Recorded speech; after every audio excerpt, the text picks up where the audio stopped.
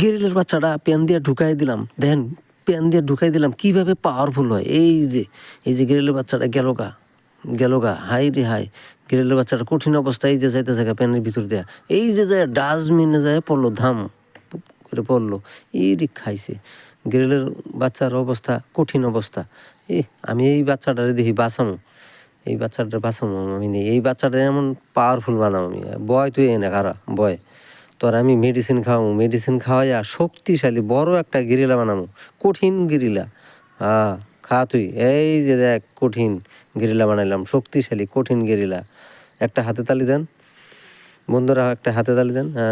এই যা তুই এখন বাড়িতে যা, তুই যাইয়া ওরে কটা লাগাই দিবি ধামধুম কইরা। ও আরামে মোবাইল দে, হাই রে দে লাগা মার, দে মার, দে মার।